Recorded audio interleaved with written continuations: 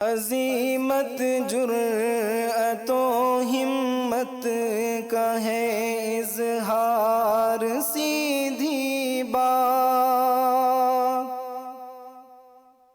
روایات صحافت کا علم بردار سیدھی بات۔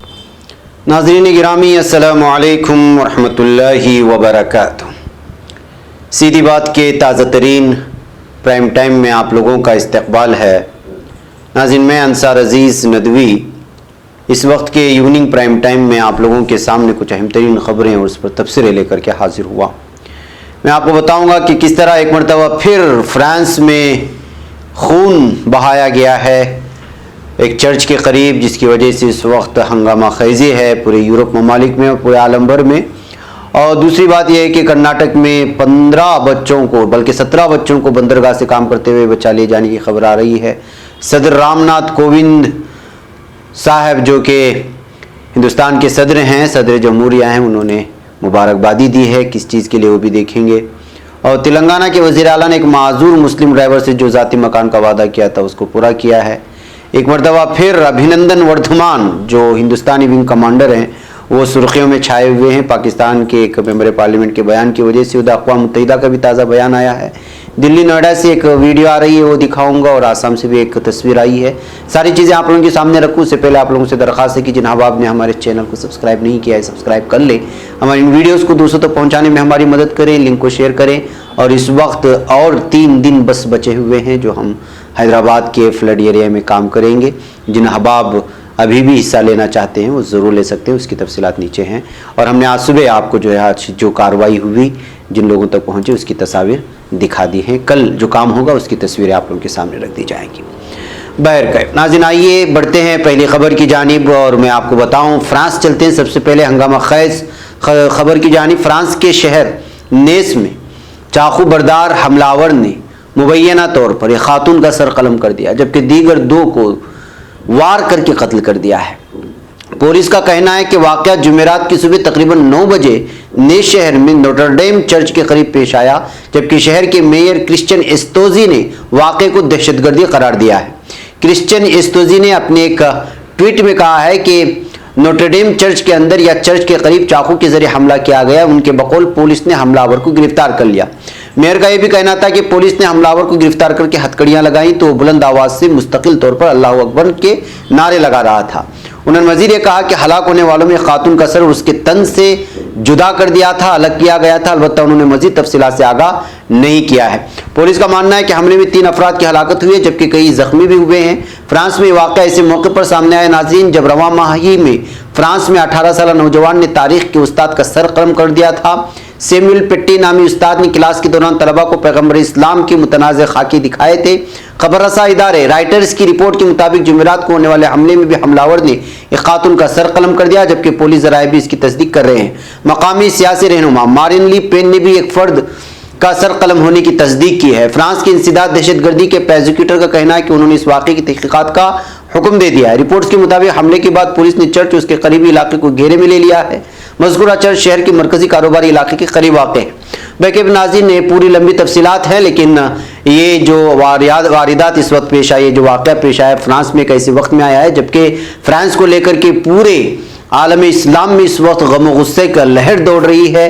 جس طرح سے انہوں نے آپ صلی اللہ علیہ وسلم کے متنازع خاکوں کو یہاں کی سرکاری عمارتوں میں لٹکانے کی جو کوشش کی، لگاتار الگ الگ تصویریں نکل کر کے سامنے آئی ہیں دنیا میں، اور پورے مسلمان کروڑوں کی تعداد میں سب فرانس کے مخالف ہو چکے ہیں۔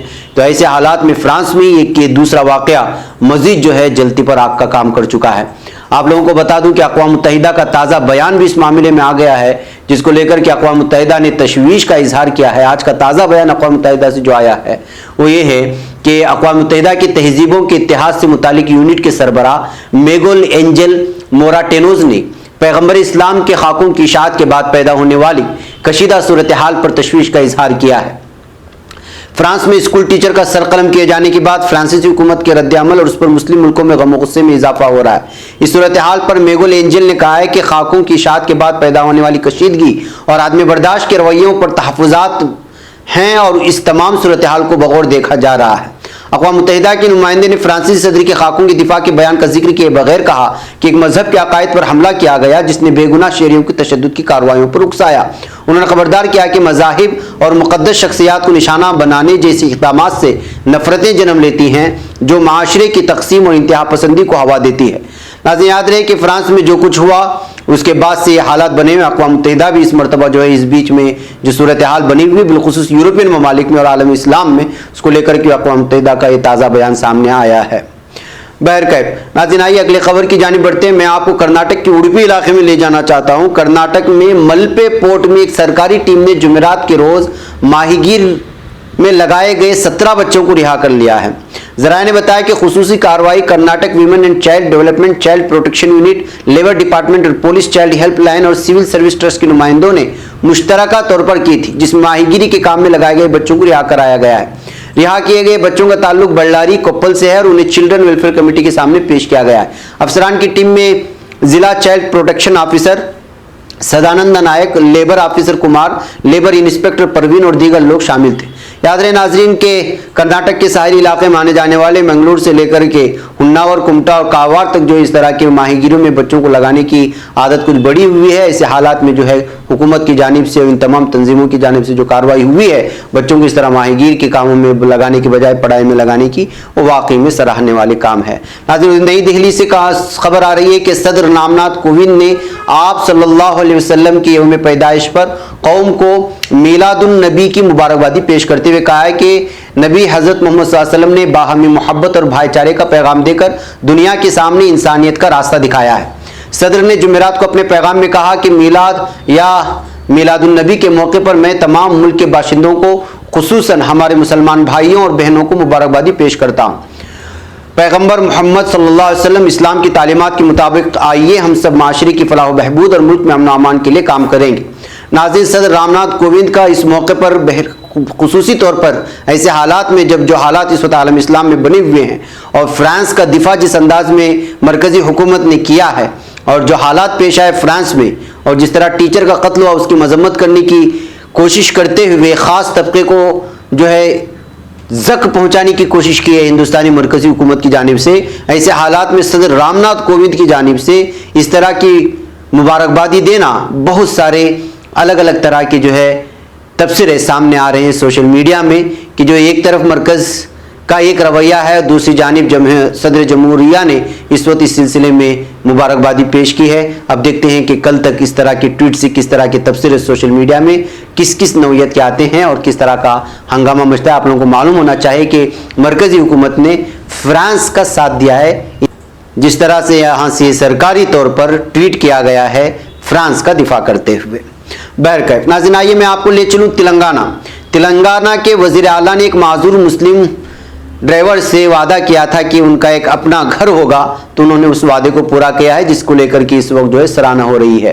تلنگانہ کے وزیر اعلیٰ کے چندرشیکھر راؤ کی جانب سے معذور مسلم شخص سے کیا گیا وعدہ پورا ہوا۔ وہ جاریہ سال 27 فروری کو حیدرآباد میں ایک نجی تقریب میں شرکت کے بعد اپنی سرکاری رہائش گاہ پرگتی بھون واپس ہو رہے تھے۔ ان کی گاڑیوں کا قافلہ شہر کے علاقہ ٹولی چوکی سے گزر رہا تھا کہ اچانک وزیر اعلیٰ نے گاڑی روکنے کا اشارہ کیا اور گاڑی سے اتر پڑے۔ انہوں نے سڑک پر جانے والے معذور شخص کے پاس پہنچ کر اس کی خیریت معلوم کی۔ اس موقع پر ان کے ساتھ موجود اسٹاف کو انہوں نے احکامات جاری کیے کہ معذور مسلم شخص کو پنشن اور ڈبل بیڈ روم مکان جاری کیا جائے، چونکہ اس معذور شخص جس کی شناخت سلیم کے طور پر کی گئی ہے اس کے پاس معذوری کا سرٹیفکیٹ تھا، تو وزیر اعلیٰ کے ساتھ موجود ضلع کلکٹر نے اسی ماہ سے ان کے لیے وظیفہ جاری کر دیا تھا۔